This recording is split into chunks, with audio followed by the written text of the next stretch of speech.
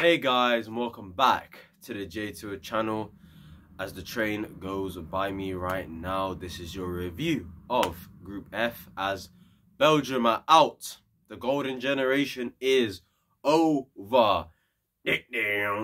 All of that, fam, it's over. Whilst Morocco, the North Africans, wow. Congratulations to them, man.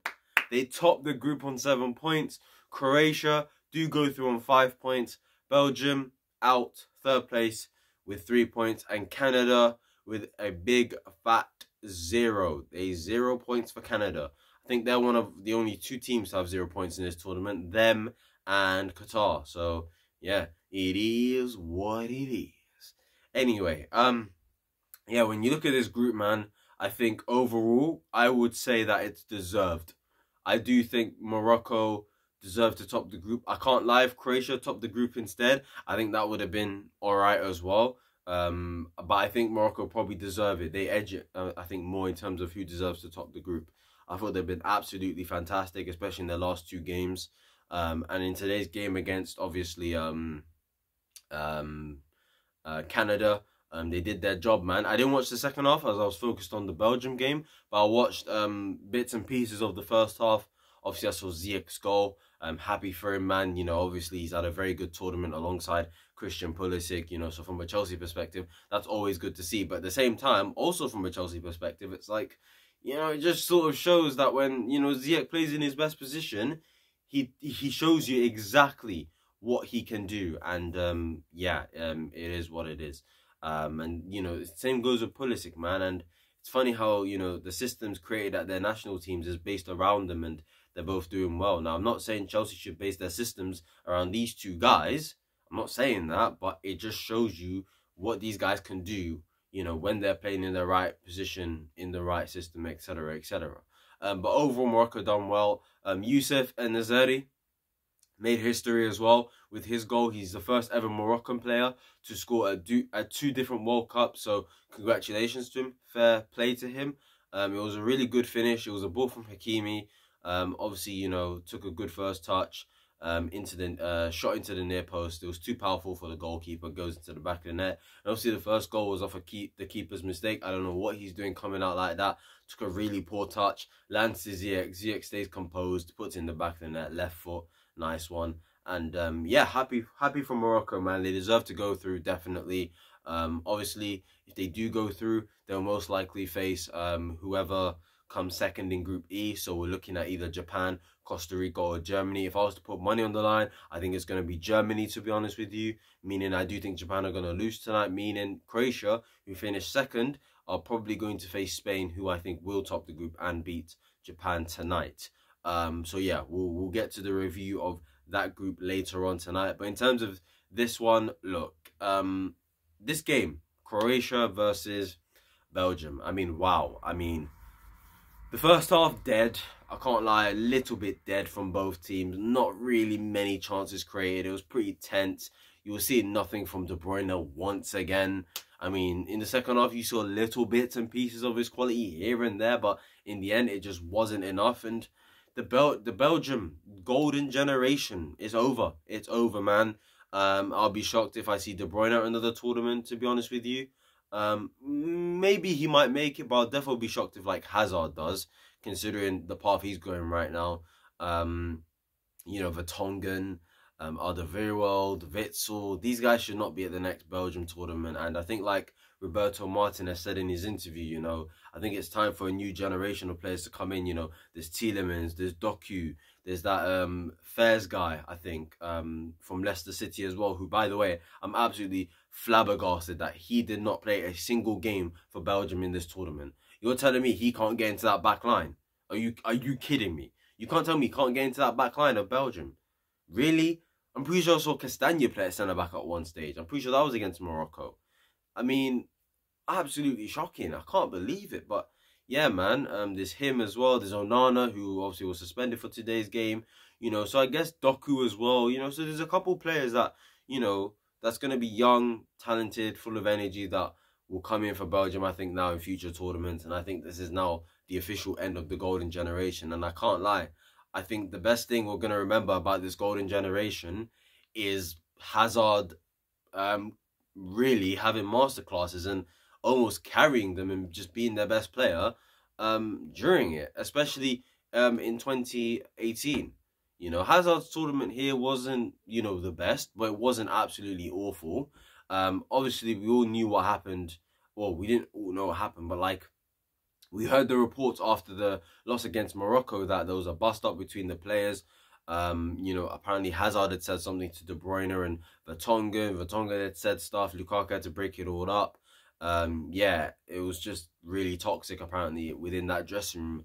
And it's just sad to see, really, because this team had so much potential. You got De Bruyne coming out before games saying, we got no chance of winning the game, we're too old. You got Vertonghen saying, you know, we don't do anything up front, they're too old, we don't create chances, we don't score goals. And it's like, everyone's just blaming each other. Like, really? You're a team. Like, stop blaming each other. It's all your fault. And in this game, in the second half, yeah, they gave effort. Yeah, they tried, but it wasn't enough. Croatia overall do deserve to go through. Let me just say, by the way, before I get to the man that really cost Belgium today in terms of 3 points, Gvardiol, Chelsea Football Club, get this man ASAP. He's complete. He can do everything. He's tall. He's strong. He's so composed on the ball. Yeah. He's left-footed. Bro, he's everything you want in a centre-back. You want a ball-playing centre-back? Okay, here's Gvardiol. You want a centre-back that can defend one-on-one? You want a centre-back who can block off shots, key interceptions, you know, key tackles, you know, putting his body on the line, you know, calm on the ball, composed, passes it with such crisp. Bro, Gvardiol is that guy. He's him. He's him. If you know, you know. He's him. He's that guy, bro. Gvardiol is that guy. Only 20 years old as well. And it's looking like Chelsea are going to really try hard for him. And, you know, the fact that he's having such a good World Cup, it's obviously going to raise his stocks as well. On top of that, you know, we have just gotten Christopher Nkunku off Leipzig, so we do have a good relationship with Leipzig. So I feel like in terms of this chase for Gvardiol, I feel like we're probably one of the favourites, if not the favourite, to probably get him. I'm not really seeing many other clubs be in for him other than us at the moment. And I know Chelsea want to get the deal done before the summer transfer window, like we have with Nkunku. So hopefully we get Gvardiol, man, please, because he is so good, man. So good. Yeah, another great performance from him today. And it's just, I've just got no other words to say about him. Like, he's just fucking sick, bro. He's just really good. And yeah, man, Croatia's best centre-back, a huge reason why Croatia didn't concede a goal today. But another huge reason why Croatia did not score a goal today is that big lump piece of you-know-what, Romelu Lukaku. Can I just firstly say, hold that. He can hold that, yeah? I saw a clip that BBC showed after the game of him crying to Thierry Henry. That was funny. Ha, I laughed. Yeah? You know what else I laughed at? He raged so much, he was so angry, he ended up smashing a screen, I think, on the bench. Because the bench have like these screens. It's like glass. It's not glass, it's like a shield. It's like a shield that he just literally punched through. He pretty much broke something, yeah, that was near the bench. So that was pretty hilarious too. Screaming, shouting, punching things. Yeah, that's funny. Hold that. After disrespecting my club, after the attitude you showed to my club, that's karma, bitch. Yeah, hold that. He can hold that. I don't care what anybody tells me as a Chelsea fan. I don't care. Hold that. He can hold that. Missing those 4 chances. Yeah? Hold that. That's all I have to say when it comes to Lukaku. Hold that. I mean, the last one is a disgrace, how he missed that. The first one is absolutely shocking. The second one, I mean, are you awake, mate? I mean, you need to understand that the ball might come to you, son. It might come to you, mate. So, get ready. Nah, he was not ready. Yeah, look at the third one, not ready. The guy was high. He was high when he came onto that field. That is honestly one of the worst displays I have seen of a striker on the big stage, bro. One of the worst substitute appearances. Yeah, one of the worst substitute performances I've seen at the biggest stage of them all. They're watching you, Romelu. They were watching you, fam. Hold that, man. He can hold that, guys. I don't care what anybody tells me. He showed disrespect to my club with that interview. He gave up on his Chelsea contract 4 months in. Yeah? The relationship he was having with Tuchel at the time. You know? Just his attitude, the way he was playing. Not wanting to be there in the first place. I made a whole video on Lukaku after he left. And I said whether he wanted to be in the first place. You know? I actually used to like this guy. Now, nah, man. F himself, man. You know? He can go away, bruv. Just like De Bruyne can. Waste, man. Absolute waste, man. I'm still angry at him for what he said about, oh, we're too old. Oh, there's no chance. Whether that's true or not, like I said in my last video, you shouldn't be saying that on camera. Yeah? You shouldn't be saying that. And this guy barely even performs for his national team anyway. This is what I mean when I say the memories we'll have of this Belgium national team is Hazard carrying them. Because if Hazard was on it, the whole team was on it. And now that Hazard's not been on it in this tournament and Lukaku has barely featured, De Bruyne had to be that man. And guess what? He disappointed. Dialogue's got to be started on that, brother, guys.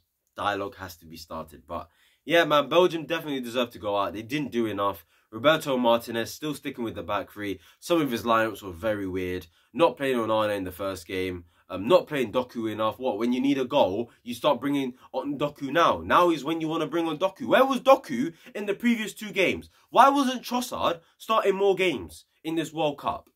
Nah, shocking. Michy Batshuayi. He's on a joke thing. Yeah, the whole thing is a mess. The players are finished, some of them. Yeah, the Roberto Martinez, dead manager. The system is dead. Everything is just dead when it comes to Belgium. And they definitely deserve to go out. It would have been a robbery. Yeah, an absolute travesty if they had gone through tonight. Yeah, because they don't deserve it. But yeah, Croatia go through just about. They need to do more up front. I know they were great against Canada. But when it comes to them facing defenses that are half decent, they need to do more, man. They should have put the game to bed, really, before Lukaku started having those chances. Croatia were on top, man. People are obviously going to talk about Lukaku and Belgium and how they didn't go through and stuff like that. But before Lukaku's right foot shot hit the post, Croatia were actually cooking. Modric could have scored. Kramaric could have scored. Perisic could have scored.